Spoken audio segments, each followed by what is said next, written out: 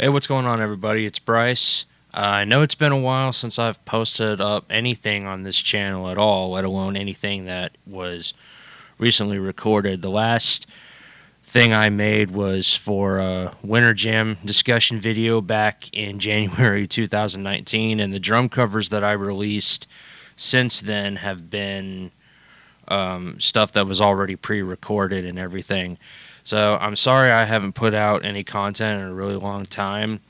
A lot has happened, probably too much really for me to go over. Um, that having been said, just give you a quick summary. I have moved to Murfreesboro, Tennessee, which, if you're not familiar, is close to Nashville. I'm recording, as you can see, from my new apartment.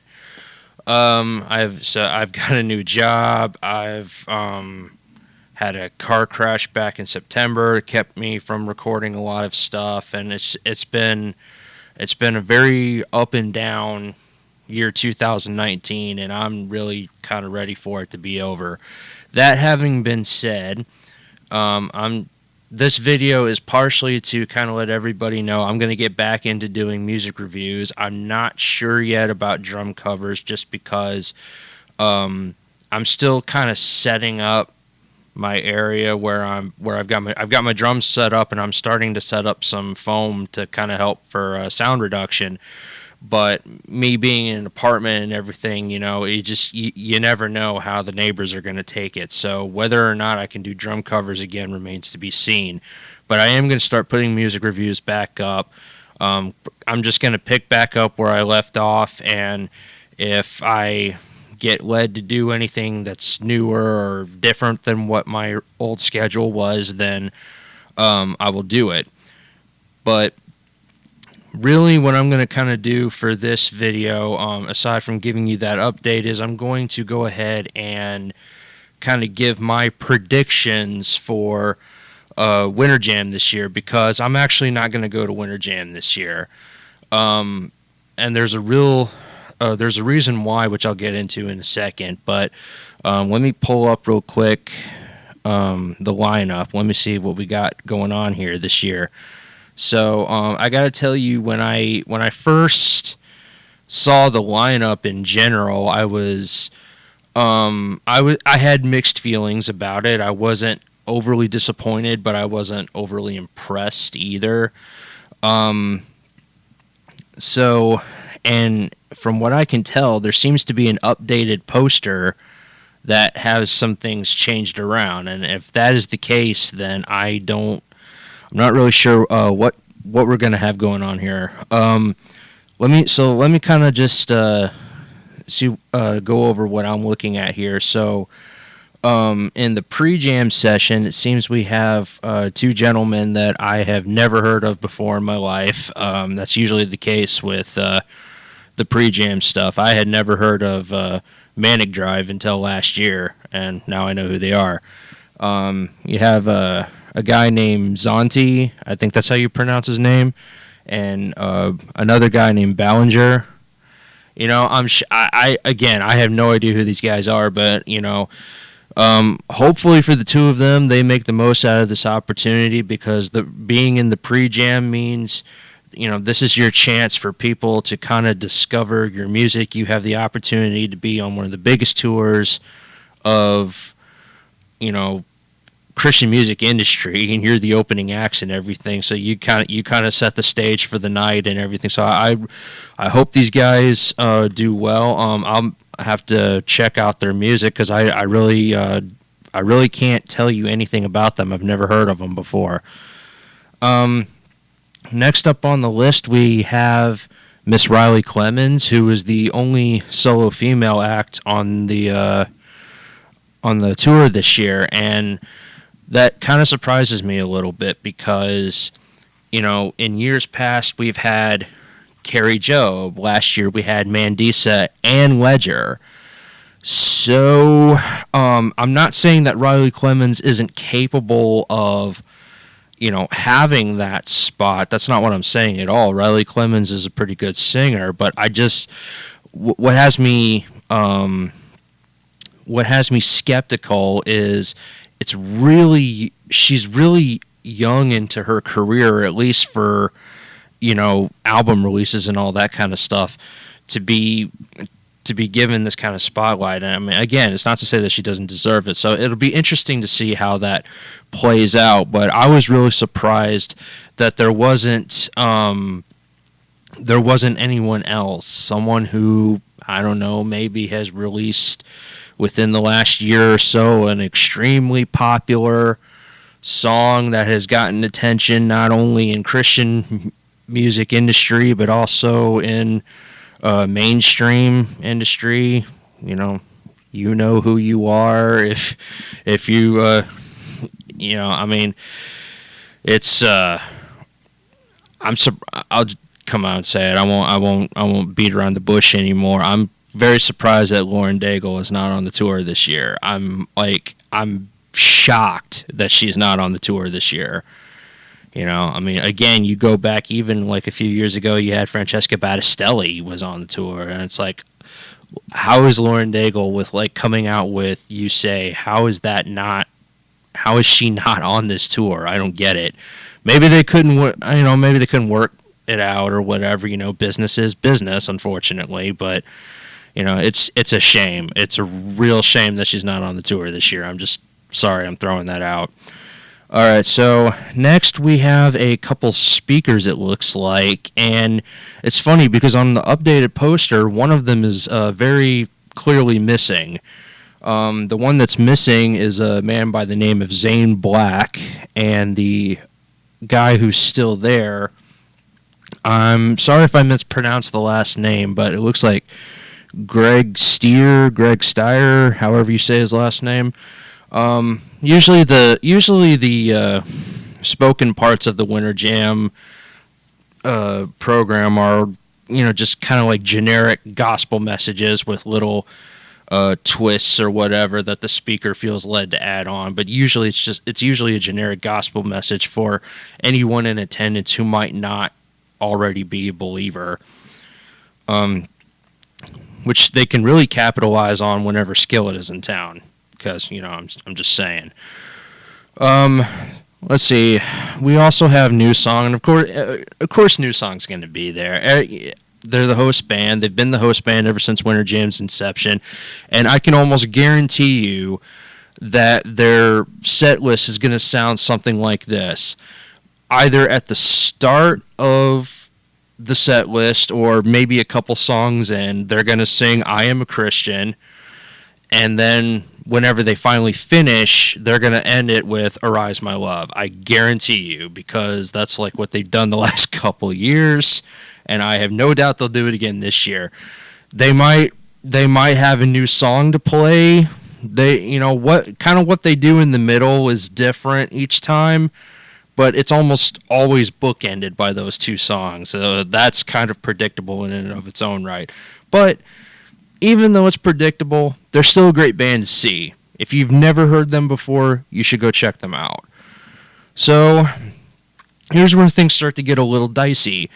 In the original poster, Austin French was on the poster, and Austin French is relatively new in terms of album releases and everything. I know his song "Born Again," I believe is what it's called, is the one that's kind of become popular. But on the updated poster, he has been removed, and there's a blurry image. It says to be announced. We don't know who this person is as of, I'm actually recording this on Christmas. We don't know who it is. So I don't know if Austin French has had to back out of the tour and they have somebody new. I mean, based on the image, it's kind of hard to tell who it is. I mean, it almost looks like it could be somebody who's of African American descent, just kind of based on the pixels. But it's so pixelized you can't tell who it is. So that'll be interesting to see. If Austin is somewhere on the tour, though, then I expect you to be able to hear just live the kind of music that he does, that he has on his album. I mean, he'll probably be he's like he'll probably be out there for like maybe 3, maybe 4 songs at best. Just kind of gives you a chance to see his music. All right, so after that, representing the hard rock genre, um, well, the hard, the more aggressive kind of rock genre is Red, and I'm really surprised that New Song would go after Red. I mean, I know Red has done Winter Jam in the past. I believe they have, but it still kind of surprises me that they're a market that uh, New Song has decided to add to this tour because, granted, whenever Mr. Barnes, the frontman for Red, whenever he decides to sing, the man can sing very well. But if you've ever listened to Red before, there's a lot of harsh vocals, a lot of screaming that happens in the mix of it all too. One of my favorite songs of theirs is Breathe Into Me, and even there I have to hear screaming, which I don't necessarily like in my songs. But so the fact that Red is there just kind of surprises me. It's an odd booking choice for especially when you kind of get to know the guys in New Song really well. It's an odd booking to see, but if you're a fan of harder rock kind of stuff, if you're a fan of this kind of stuff, Red is a good band for the genre that they present themselves in. They're just not going to be something that most people are going to necessarily be into. I don't think, anyway. I expect a lot of stuff from their most recent album to be played. Maybe you might get some dips into the past. I'm hoping if they do anything like anything from their other albums at all, I would hope that they would do my two favorites from their first album, End of Silence, Breathe Into Me and Pieces. Those are my two favorite Red songs of all time. Already Over is pretty good too, but I doubt they'd probably do that one. So yeah, that'll be interesting to see which songs Red does that are not, from their previous albums, and from their new one, Gone is going to be. They'll probably do that one, I bet you, and I can't even remember all of them right now, but yeah, it's just again not. I expect them to be able to do a good job. It's just kind of an odd choice. But anyway, Dead Horse aside, moving on to Building 429, and Building 429, they're starting to become like New Song in a way where they're not on every tour, but they're popping up on more and more tours. Like it's it's funny in a way. I guess they either have a deal worked out where they want to do this all the time, or they can't get some other bands signed on. As much as I love Building 429, I would love to see in their place one year somebody like Big Daddy Weave, who's been around a while. Everybody knows. They basically put out the same kind of music, just with a little bit more saxophone. I would love to see it. But what you're going to get with Building 429 is typical Building 429. They're a rockish kind of sound, but they're not very they're not aggressive in their rock. They're just very I don't want to say casual, but they're the aggressiveness is more like in the music part of it itself. There's nothing in vocals or anything that really lends to anything like that, and it's not even that aggressive either. It's a bad choice of words on my part, but I don't really know how else to describe it at the moment. I'm going unscripted right now. You want good examples of what Building 429 is. Listen to songs like We Won't Be Shaken. Listen to songs like Listen to the Sound, ironically enough. Kind go back and listen to some of their old songs, like way, way, way back in the beginning, like Glory Defined or The Space in Between Us. Um, different songs like that. I mean, and the problem with Building 429, they've been around so long that unfortunately fans are not going to be able to hear all of their favorites, and that's just a fact. Like, it would have to be either a Building 429 only with like maybe one other band as the opening act to get all of their hits in. I mean, but certainly not in the middle of Winter Jam, or even if they're like the second or third last band, they're still not going to be able to get all their songs out. So, but I expect stuff from their most recent album to be pushed because they got to do that, and then again, your more recent popular tracks, We Won't Be Shaken. I expect maybe Bonfire to be played because that's just an awesome song. Yeah. So just typical Building 429. Probably what if you've been to the show the last couple of years, is probably going to be more of the same stuff there, just with their newer songs. Next up we have Andy Mineo, and he's kind of representing the Christian rap genre, rap, hip hop kind of. I've not really listened to any of Andy's music per se. I have listened to some stuff where he has guest starred on other people's music, and he's not he's not bad for what he is. But I mean, it's some. I would hope that Andy would be something that's kind of like a nice discovery. For me, like a couple years ago, KB was a nice discovery. I really wasn't expecting or hoping to find anything good, and what I saw out of KB was something that, yeah, I can get behind that. Because prior to him, the only Christian rapper that I really would have gone out of my way to see is Lecrae. And yes, that's even over Toby Mac. My opinions on Toby Mac have changed recently. I would be willing to go see him now, but I expect Andy Mineo to be kind of the same thing as KB was.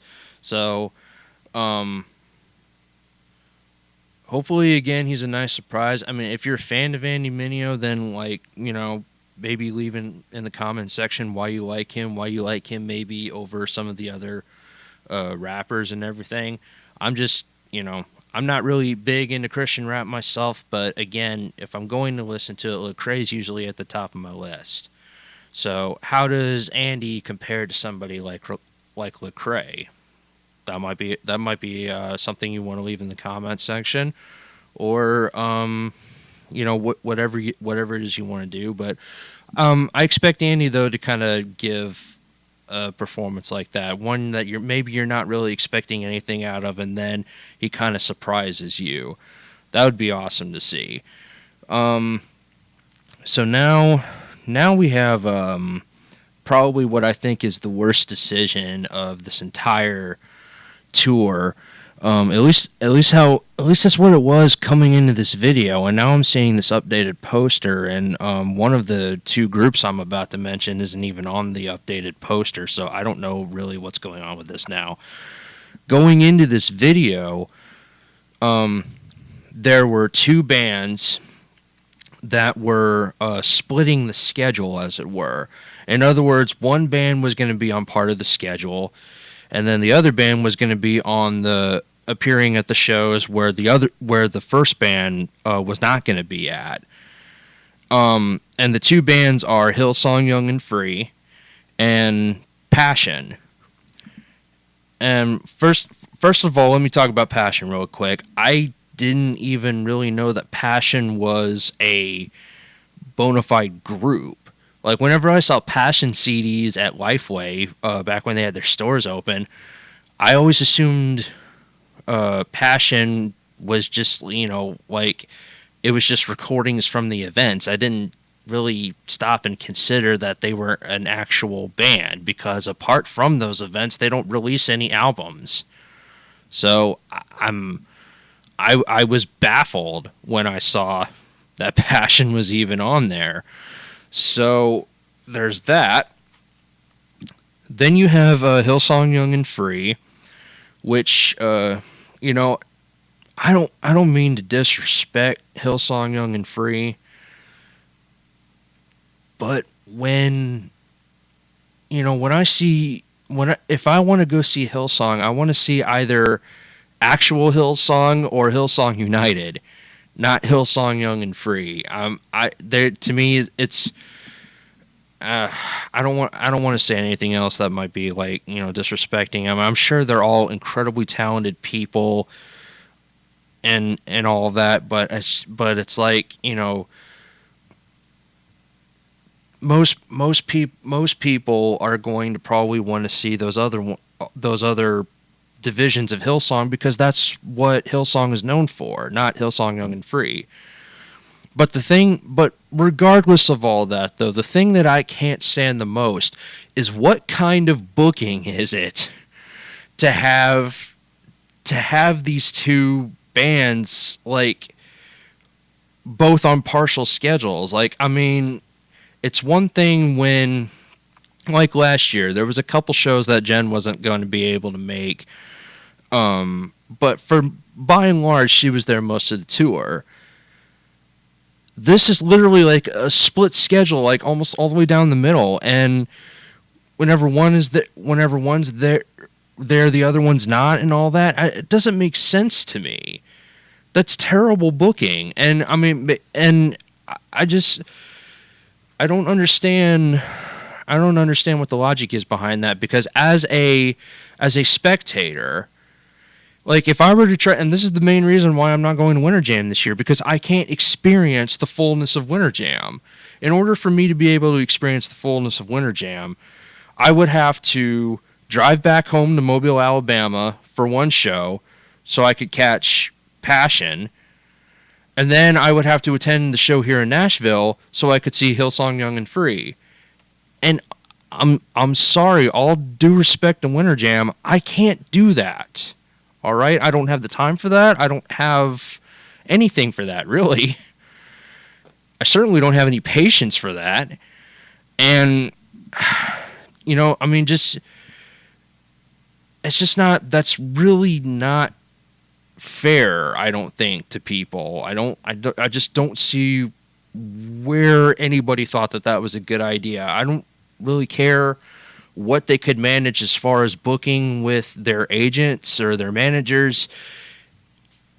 If that's all that you were able to do, then I mean, I would have maybe considered something else entirely, because it's like, to me, I should think that if you're going to sign to be a part of this tour, you need to be there for the whole thing. I know everybody's busy, but that's why it's called a tour. You're committing to an extended period of time to be with this specific group of people and going out and playing concerts at different arenas for this tour. I'm anyway.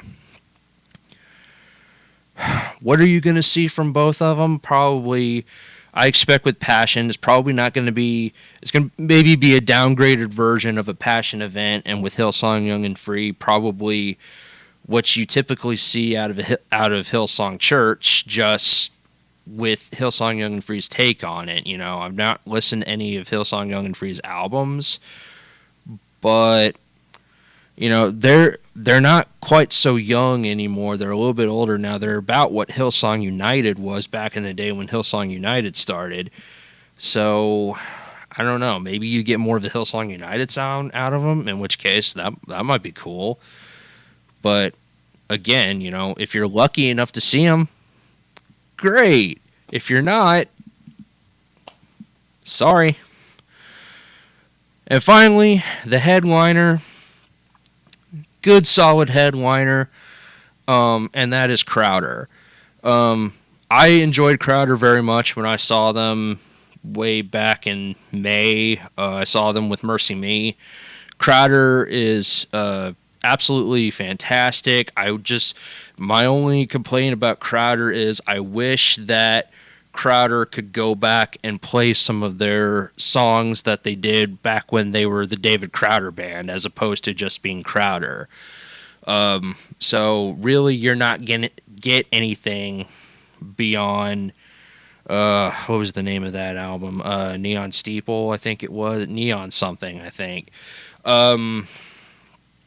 But so yeah, you're not gonna get any songs past that, unfortunately. But even still, like at least with what David did at the concert that I saw him at, aside from his own stuff, he also went back and he played like a lot of old church favorites too. Because that's the kind of I don't want to say performance, but that's the kind of thing that he gives for his shows, apparently. And that has even reflected on his albums before in the past. So I expect more of the same, and because he's the headline, he's going to have a little bit more freedom than even what he had when I saw him. So very good, solid headliner. If you've never experienced Crowder before, I think you should go and check them out. Yeah, overall, I expect it to be a decent show. I don't know that it's going to be as good as it was in years past, like especially the last couple of years. But it might be good. But again, just the biggest turnoff to me is that I'm not going to be able to experience the whole show at once, and that's really a detriment to what Winter Jam actually is, in my opinion. But anyway, those are my predictions for Winter Jam. So what I would love for anyone who sees this video to do is actually go to Winter Jam, because you should experience Winter Jam at least once in your life. And then come back to this video and tell me if I'm right. Tell me if any of my predictions were right. Tell me if I was wrong. Tell me if I was stupid. Any of that kind of stuff. I mean, I don't care. I'm open up to all of it. But that's really all I have to say or predict about in this case. And like I said, I'm going to be getting back into music reviews very shortly. I've already started writing up a couple of them. And yeah, just we'll see about drum covers, like I said. But for now, the point is I just want to get more content back up on the channel. And maybe, God willing, I will actually be able to one day share on this channel some of the songs that I've been trying to write. But until then, thank you guys very much for all of you who have subscribed and have stayed subscribed during all of this drought. Anyone who's ever stopped and checked out the channel, thank you very much. But until next time, you guys, may the Lord bless you and keep you. And as always, take care.